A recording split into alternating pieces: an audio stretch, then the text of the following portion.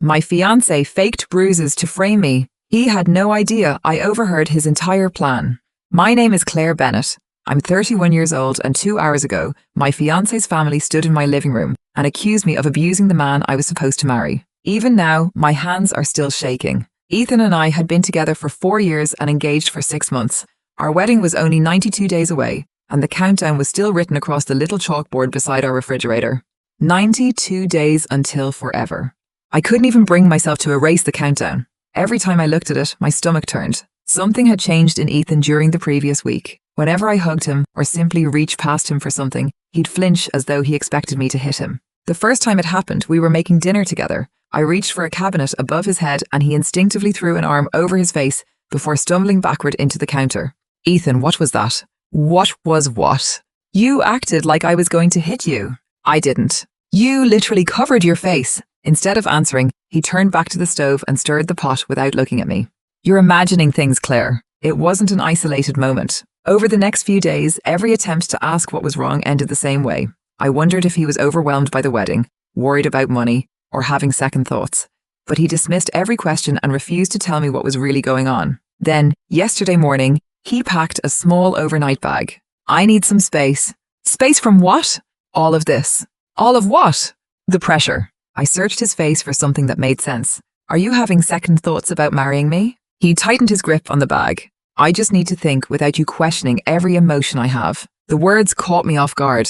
I'm only asking because you've spent a week acting like you're afraid of me. He flinched again, even though I hadn't moved. I'm staying with my parents. I wanted answers, but pushing him wasn't going to get them. I stepped aside, opened the door, and quietly told him to take whatever time he needed. He left without looking back. That night, I barely slept, convincing myself he was simply panicking about the wedding. I had no idea he had been rehearsing. The following afternoon, loud pounding rattled my apartment door. When I opened it, Ethan's entire family was standing outside. Richard's face was hard with anger. Diane looked as though she'd been crying for hours while Vanessa leaned against the wall with quiet confidence. Vanessa had moved back in with their parents after claiming her former fiancé had abused her. The story ended with a $15,000 settlement and her family's complete loyalty. At the time, I'd never questioned it. Richard pushed past me without waiting for an invitation. We need to talk. I closed the door behind them. Where's Ethan? Somewhere safe, Diane whispered. I frowned. What is this about? Richard stepped toward me.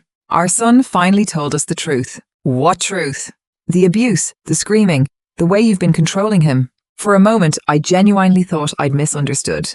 I've never laid a hand on Ethan. Vanessa gave a short laugh. That's exactly what we'd expect you to say. What did he tell you? That you grabbed him when you were angry, shoved him around, called him useless, and controlled everywhere he went. Not one accusation was true. Richard didn't hesitate. He has bruises all over his arms and ribs. Bruises from what?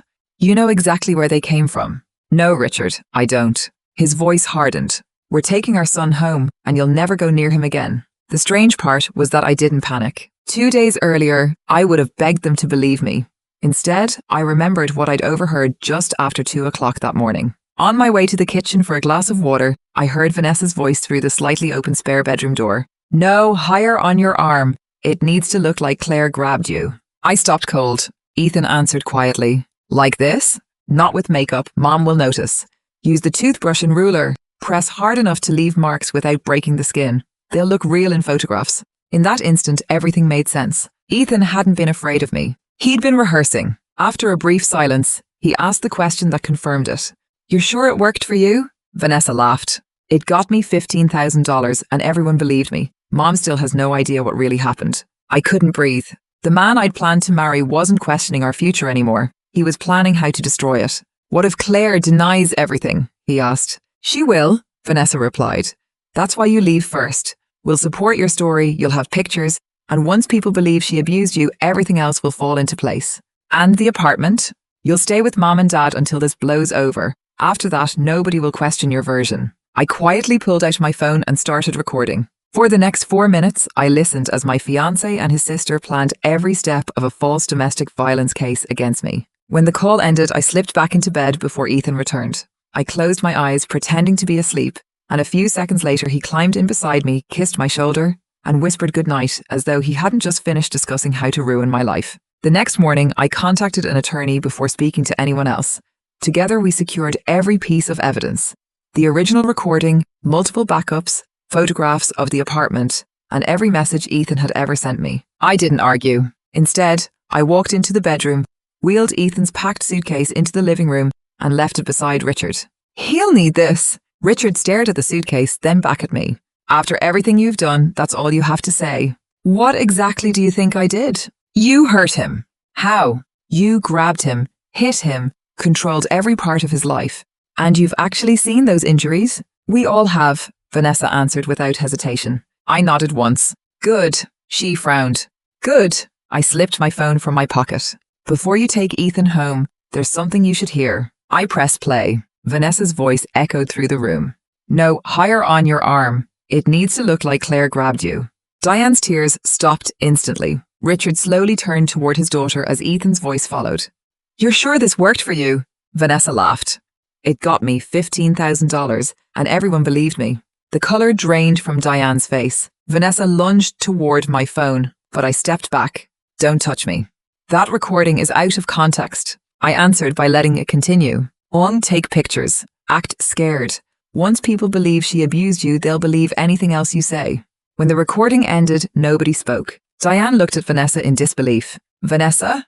Mom, she edited it. Edited it with what? I asked. Magic. Richard's eyes never left my phone. Where did you get that? Right here in this apartment while your son and daughter planned to frame me for domestic violence. He started to respond, but 3 sharp knocks interrupted him. Police, open the door. Richard looked toward the entrance. We were protecting our son. I took one slow breath and opened the door. 2 officers stood outside.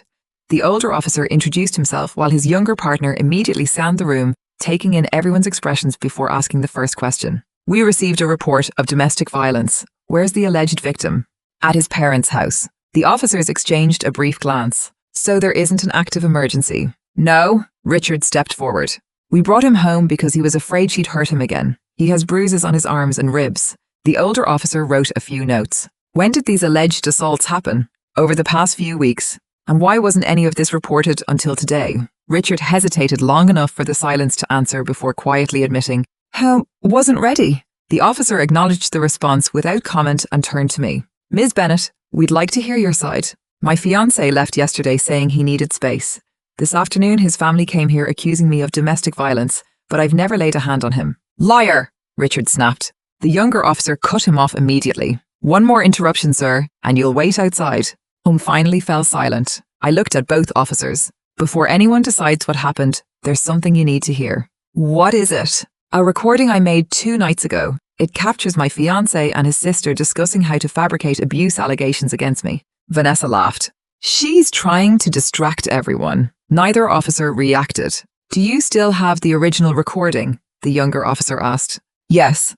Please play it. I unlocked my phone. Within seconds, Vanessa's recorded voice echoed through the apartment.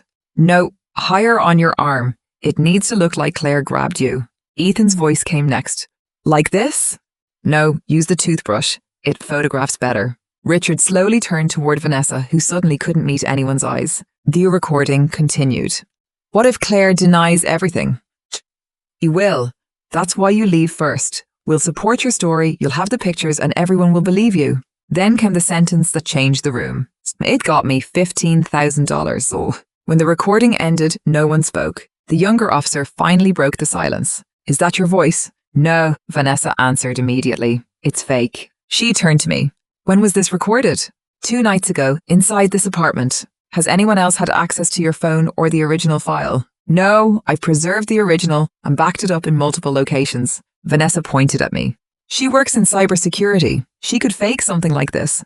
If I could manufacture evidence that convincing overnight, I replied, I'd probably have a much more profitable career. Neither officer reacted. We'll let forensic analysis answer that, the younger officer said before turning back to Vanessa. If you're certain it's fake, you'll have no objection to an independent examination. Vanessa opened her mouth but couldn't answer. Richard tried instead. You're taking the conversation out of context. I looked at him. What possible context makes planning fake bruises acceptable? Hein had no answer. The older officer replayed the recording while his partner watched everyone's reactions instead of listening. Diane looked devastated every time Ethan spoke. Richard kept staring at the floor whenever Vanessa's voice came through the speaker. Neither of them attempted to interrupt. When it finished, the questioning began. Richard admitted he hadn't known the recording existed before calling the police. Diane admitted she had believed Ethan without questioning him. Vanessa denied every statement on the recording, insisting it wasn't her voice. The officers documented each answer before asking me to email the original file and preserve every backup.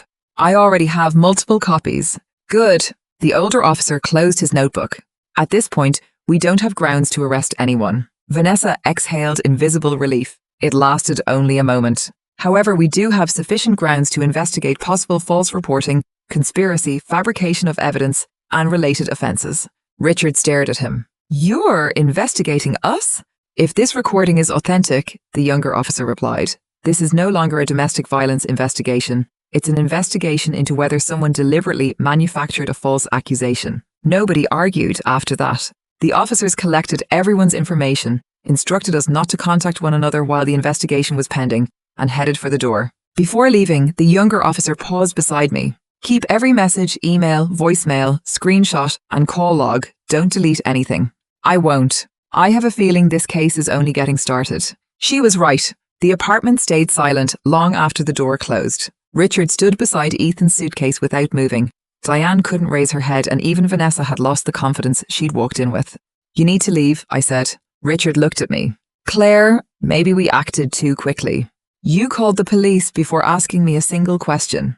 We were trying to protect Ethan. No, I said quietly. You were helping destroy me. Diane stepped forward. Please, there has to be a way to fix this. The wedding.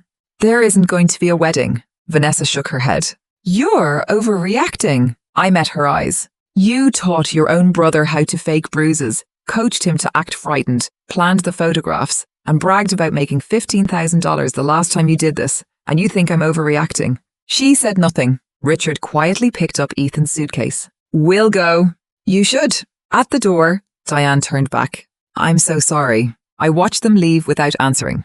I wasn't sure whether she was apologizing for believing the lie or finally realizing who had created it. Once the door closed, I locked every deadbolt and leaned against it, exhausted. I'd spent 4 years building a future with a man who had spent his final week planning how to destroy it. My engagement ring suddenly felt heavier than it ever had. Then my phone vibrated. Claire, please don't make this worse than it already is. I knew it was Ethan before I even opened the message. A second text followed almost immediately. Can we please talk? None of this happened the way it sounds. I didn't reply. I took screenshots, forwarded them to my attorney, and less than 10 minutes later, Rachel Morgan called. You did exactly the right thing. I haven't answered him. Don't. What if they apologize? They won't, she said calmly. People trying to repair a relationship apologize. People trying to save themselves ask for another conversation. Those are two very different things. Before hanging up, Rachel gave me one final instruction. Keep everything, every text, voicemail, email, screenshot, and social media message. The recording is only the beginning. From now on, every decision they make becomes evidence. Only then did I understand that what had happened in my apartment wasn't the end of this nightmare. It was the beginning. That night, I slipped my engagement ring into the velvet box Ethan had given me and closed the lid for the last time. It hurt, not because I still believed in the wedding, but because I finally accepted there wouldn't be one. I barely slept. The next morning, the empty side of the bed and Ethan's half-cleared closet reminded me this was all real before I'd even poured my first cup of coffee. My phone rang repeatedly. I ignored every call until Diane left a voicemail. Rachel listened beside me as her voice filled the room. Claire, please don't throw your future away. Ethan is devastated. He loves you. He wasn't thinking clearly. Please don't ruin his life over one terrible mistake. When it ended, Rachel held out her hand. Forward it to me. Rachel wasn't surprised. They've already started rewriting the story, she said. Don't argue with them. Every lie they tell only creates more evidence. She was right. By lunchtime, the rumors had spread far beyond Ethan's family. Melissa was the first to warn me. Are you okay? A moment later, she sent screenshots of Facebook posts from Ethan's best friend and Vanessa. Neither of them mentioned my name, but they didn't have to. Vague captions about surviving abuse and protecting your peace were enough for people who already knew we were engaged. Within hours, the comments were filled with strangers praising Ethan, defending Vanessa and condemning me without knowing a single fact. That was when I realized the real fight had begun. They weren't trying to convince the police anymore. They were trying to convince everyone else. My first instinct was to defend myself online, but Rachel stopped me. Don't. Let the investigation speak for itself. 3 days later, detectives scheduled formal interviews. Rachel and I arrived with the original recording, backup copies, screenshots, text messages, and a complete timeline. Detective Harris spent nearly 2 hours listening as I explained everything from Ethan's sudden change in behavior to the conversation I'd secretly recorded. When I finished, he asked only a few direct questions. Did you ever hit Ethan? No. Threaten him? Never. Control where he went or who he saw? No. He accepted the original recording without comment. Rachel quietly added, my client began preserving evidence before anyone accused her. The detective nodded. That usually matters. Later that day, Ethan gave his own statement. According to the interview summary Rachel obtained afterward, he'd completely rewritten our relationship. He described me as controlling, emotionally unstable, and violent, presenting photographs of his bruises as proof. When investigators confronted him with the recording, he denied it was his voice, claimed the audio had been manipulated with artificial intelligence, and Vanessa supported every word, insisting my cybersecurity background gave me both the skills and the motive to fabricate the evidence. Rachel closed the report. They expected the recording to surface, she said. So now they're defending the lie with another lie. What does that mean? It means they're no longer defending the first lie, she said. They're building a second one. The following week, Rachel hired a forensic audio specialist to examine the recording. A week later, his report arrived with a conclusion that left no room for argument. No evidence of editing, manipulation, synthesized speech, or artificial generation. The recording was authentic. For the first time since this nightmare began, I felt like the truth finally had something stronger than my own word behind it. Rachel closed the report with a small smile. This makes their story much harder to defend. I wanted to believe her. 2 days later, a sheriff's deputy knocked on my door and handed me a court petition. Ethan was requesting a temporary restraining order against me. The filing described me as violent, emotionally abusive, and a continuing threat to his safety. Reading those accusations was surreal because every sentence had been planned before he'd ever walked out of our apartment. Rachel remained calm. They're doubling down. The hearing was scheduled for 2 weeks later. Until then, she warned me not to contact Ethan under any circumstances. We already have the recording, the forensic report, and a complete timeline, she said. Don't give them anything they can twist into a new accusation. That was when I understood Ethan wasn't trying to escape me anymore. I was trying to win. The courthouse was crowded on the morning of the hearing. Rachel handed me a single trial binder containing every piece of evidence we'd collected, then quietly said, "We're ready." A few minutes later, Ethan stepped out of the elevator with Richard, Diane, Vanessa, and a private attorney carrying 2 briefcases. So they hired outside counsel, Rachel said quietly. You know him? I've seen him before. Is he good? She gave a faint smile. Good lawyers help, good evidence helps more. Ethan never looked at me. Despite the July heat, he wore a dark turtleneck with sleeves covering both arms, making sure everyone noticed the injuries he claimed I'd caused. When our case was called, Judge Eleanor Brooks reviewed the petition before inviting Ethan's attorney to begin. He described me as controlling, manipulative, and increasingly violent, claiming Ethan had spent months living in fear. By the time he finished, he handed the judge photographs of bruises on Ethan's arms, ribs, and collarbone. The injuries looked disturbingly real. For a brief moment, I understood why Richard and Diane had believed him. Rachel stood without hesitation. Your Honor, we don't dispute these photographs. We dispute how they were created. She submitted the original recording together with the independent forensic report, confirming it had never been edited or manipulated. The judge listened as Vanessa's voice filled the courtroom. No, higher. It has to look like Claire grabbed you. A moment later, Ethan asked, what if Claire denies everything? Vanessa laughed. She will. That's why you leave first. The recording continued until the sentence that changed the entire hearing. Me $15,000. When it ended, Judge Brooks looked directly at Ethan. Mr. Cole, is that your voice? No, Your Honor.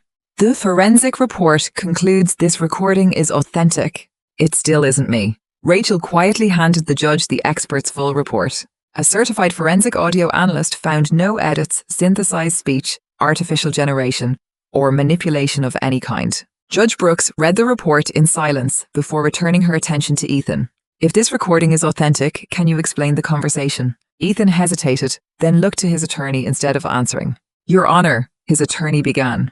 Even if this recording is authentic, discussing hypothetical situations doesn't prove these injuries were fabricated. Rachel smiled. Then let's look at the facts. She displayed a timeline showing the recorded conversation on Monday, Ethan leaving home on Tuesday, the bruises appearing on Wednesday, and the accusations beginning on Thursday. Security footage showed no arguments or physical confrontations during that period, while our text messages told a completely different story from the one Ethan had just described. Rachel displayed a string of affectionate messages we'd exchanged only a day before Ethan left, including love you and honeymoon plans. If you've been living in fear for months, why were you still planning your honeymoon and telling Claire you loved her less than 24 hours before you left? Objection. Overruled, Judge Brooks said. Ethan finally answered. I was afraid. Rachel didn't press him for long. So afraid that you were making honeymoon plans? He had no response. No further questions. Judge Brooks reviewed the evidence in silence before delivering her ruling.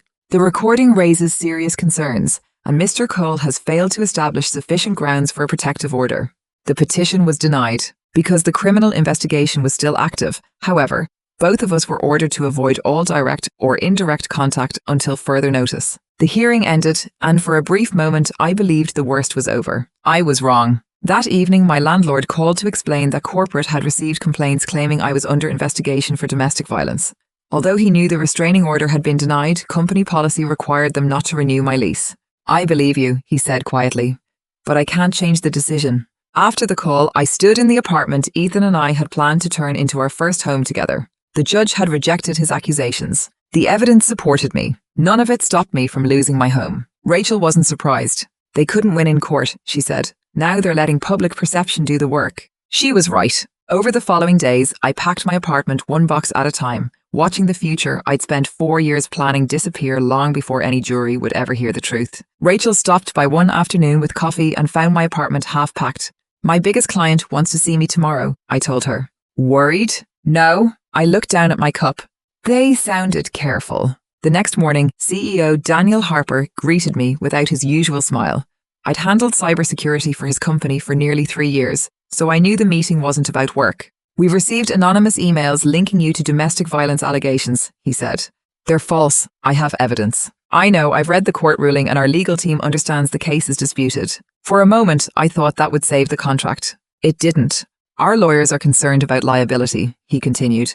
Personally, I believe you, but until everything is resolved, we have to suspend the contract. 3 years of work ended in less than 15 minutes. By the end of the week, 3 more clients were gone. One stopped replying, another quietly ended the contract, and the third admitted they didn't want to be associated with an ongoing legal dispute. Within days, my income had fallen by more than half. Then came the online reviews. Anonymous accounts flooded my business profile with 1-star ratings accusing me of abusing men. My reputation dropped almost overnight, new inquiries disappeared, and the phone that rarely stopped ringing became almost silent. Rachel told me to capture every review. We'll need all of it. Can they be removed? Eventually, I sighed. I'm beginning to hate that word. I know, she said. But right now our priority isn't removing the lies, it's preserving them as evidence. A week later I moved into a smaller apartment farther from downtown. It cost more than my old place, but for the first time in months I was surrounded by rooms that carried no memories of Ethan or the wedding we'd planned. Not long afterward, Detective Harris called. The district attorney intends to file charges against Ethan and Vanessa. What charges? False police reporting, conspiracy, false statements to investigators, and we're reviewing criminal defamation. For a moment, I thought I would finally feel relieved. I didn't. Criminal charges couldn't bring back my home, my clients, or the savings I'd spent trying to prove I was innocent. Justice was coming, but it had already become painfully expensive. A few days later, Melissa asked the question I'd been avoiding. Why do you think Ethan did it? I don't know anymore, I admitted. Maybe Vanessa convinced him it would work. Maybe she showed him exactly how she'd manipulated her own breakup. But in the end, she didn't force him. Melissa nodded quietly. He still made the choice. Exactly. That was the part that hurt most. About a month later, I accepted a coffee invitation from a man named Noah, whom I'd met at a professional networking event. For 2 hours, we talked about everything except courtrooms, and for the first time in months, I felt almost normal again. As we left, he smiled. I'd like to see you again. So would I. The next evening, he texted me. I had a great time yesterday. Then another message appeared. I Googled your name after I got home. A few seconds later came the one I already expected. I'm sorry. I don't think I'm the right person to get involved in everything that's happening. I wish you the best. I couldn't blame Noah. I wasn't walking away because he knew me. I was walking away because of the story Ethan and Vanessa had created. That's when I realized the greatest damage had never happened in a courtroom. It had happened everywhere else. In my career, my home, and the opportunities I'd lost before I even knew they existed. Later that evening, Rachel called. Ethan changed his statement again. What now? The physical abuse claim isn't holding up, so he's saying the relationship was psychologically abusive instead. I let out a tired laugh. So the story changes every time the evidence catches up. Exactly, she said. The criminal case is still moving forward, but don't expect them to stop. People who've invested this much in a lie rarely abandon it. 3 weeks later, Detective Harris called again. The district attorney filed the charges this morning. I stopped what I was doing. So it's official? It is. Ethan and Vanessa have both been charged with false police reporting, conspiracy, making false statements to investigators, and additional charges related to the campaign against your business are still under review. They're going to trial, I said. Yes, Detective Harris replied. But charges aren't the same as closure. How is right? At the arraignment, Ethan and Vanessa pleaded not guilty exactly as Rachel expected, and the judge scheduled the criminal trial 4 months later. Life kept moving while the court moved at its own pace. I settled into a smaller apartment and packed away everything from the wedding, decorations, contracts, invitations, even the receipts. Nearly $10,000 had disappeared before the marriage ever happened. I sealed the box, wrote, "Passed," across the lid, and slid it into the back of the closet. Some things didn't need to stay in sight to be remembered. Rebuilding my career was even harder. Interview after interview ended the same way. Someone searched my name, asked about the allegations, thanked me for my honesty, and never called back. Eventually, I stopped trying to convince strangers and focused on earning back the trust of people who already knew my work. Referrals slowly replaced lost clients, and little by little, my business began recovering. One afternoon, my sister helped assemble a bookshelf in my new apartment. "Do you still wonder why Ethan did it?" she asked. I shook my head. I used to. Now, I don't think the reason matters. Whether it was money, fear, or Vanessa's influence, none of it excused what he chose to do. A few days later, Rachel called. Ethan changed his story again. I almost laughed. Of course he did. His attorneys had abandoned the physical abuse claims and shifted to emotional abuse instead, but the evidence still pointed in the same direction. Every new lie only created more paperwork, more hearings, and more delays. Real justice moved far more slowly than I'd ever imagined. It came through paperwork, hearings, and months of waiting, instead of dramatic courtroom moments. By autumn, things finally began improving. New clients arrived through referrals instead of internet searches, and for the first time in months, my apartment felt like home instead of a place to recover. Then Detective Harris sent a short message. A trial preparation is moving forward. I thanked Detective Harris, set my phone aside, and finished my tea. For the first time in months, an entire evening passed without court, lawyers, or evidence occupying every thought in my head. People still ask whether I feel vindicated. The answer is no. A judge's ruling couldn't give me back my home, restore my reputation, or erase the months I spent living inside someone else's lie. What it gave me was something quieter, but far more valuable. The chance to prove the truth before the lie became permanent. If I hadn't overheard Ethan and Vanessa that night, if I hadn't pressed record instead of confronting them, I might have lost far more than my relationship. I could have lost my freedom. That single recording didn't save the life I'd planned. It gave me the chance to build a different one. It's smaller than the future I once imagined. Harder, too, but every choice inside it belongs to me. Ethan and Vanessa tried to decide how my story would end. They thought they were writing the ending. Instead, they became just one chapter in a life that kept moving forward. Every morning, I unlock my front door, make a cup of coffee, and keep moving forward. And after everything they tried to take from me, that's the ending they never saw coming.